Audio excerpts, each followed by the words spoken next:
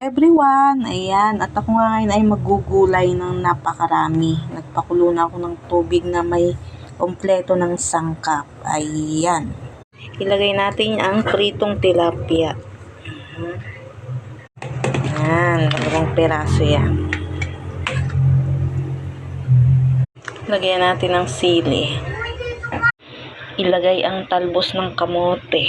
Ayan. Ilagay ang napakaraming malunggay. Ayan. Ang sarap niyan.